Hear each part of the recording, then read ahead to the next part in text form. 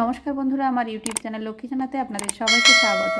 আজ আমি 2026 সালে রায় ও মার্টিনের প্রশ্নবিচিত্রায় প্রথম পর্যায়ক্রমিক মূল্যায়ন পঞ্চম শ্রেণীর পরিবেশ 6 নম্বর school Bolpur girls high school সমাধান করছি। 1 নম্বর সঠিক উত্তরটি বেছে নিয়ে লেখো। একের এক, ত্বকে রোদ লাগালে vitamin D, vitamin A, vitamin C তৈরি হয়, ভিটামিন ডি তৈরি হয়। 1-2, হৃৎপিণ্ডের শব্দ বোঝা যায় যে যন্ত্রে, তা হলো থার্মোমিটার, স্টেথোস্কোপ, ব্যারোমিটার। স্টেথোস্কোপ। 2 নম্বর, নিচের বাক্যগুলি সত্য হলে পাশে টিক চিহ্ন এবং মিথ্যা হলে পাশে কাটা চিহ্ন দাও।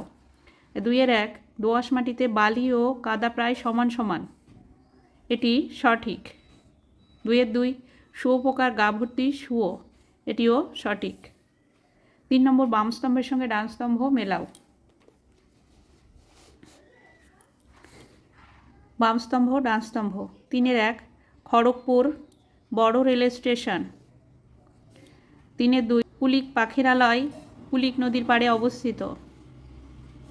3-3, রয়্যাল বেঙ্গল টাইগার সুন্দরবন। 3-4, আকর্ষ লতানো গাছ। 3-5, কনুই থেকে কবজি আলনা ও রেডিয়াস।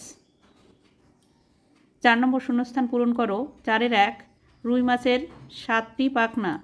4-2, হাড়গুলো অস্থিসন্ধিতে লিগামেন্ট দিয়ে লাগানো থাকে।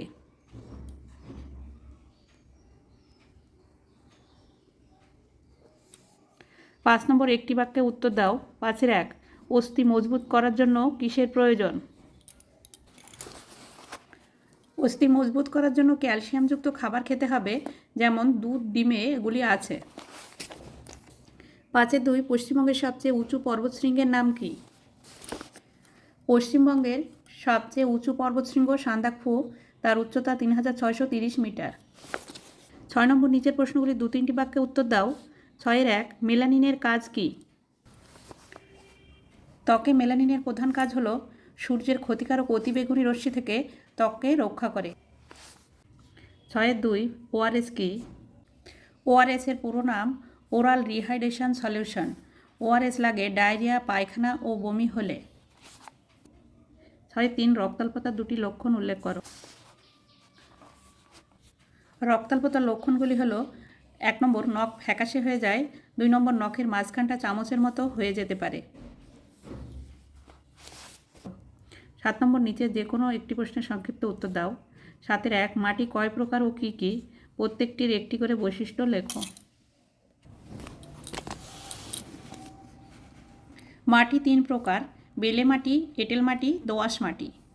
বেলে মাটিতে বালির ভাগ বেশি, এতে জলধারণ ক্ষমতা কম। এঁটেল মাটিতে কাদার ভাগ বেশি, এতে জলধারণ ক্ষমতা বেশি। দোআঁশ মাটিতে বালি ও কাদার ভাগ সমান সমান, এই মাটিতে জলধারণ ক্ষমতা মাঝারি। 7-2, কৃষ্ণনগর কোন জেলায় অবস্থিত? এটি কিসের জন্য বিখ্যাত? কৃষ্ণনগর নদিয়া জেলায় অবস্থিত। এটি মাটির পুতুলের জন্য বিখ্যাত। বন্ধুরা, আজ এখানেই শেষ করছি। ভিডিওটি ভালো লাগলে লাইক, কমেন্ট ও শেয়ার করবেন এবং চ্যানেলটি সাবস্ক্রাইব করবেন।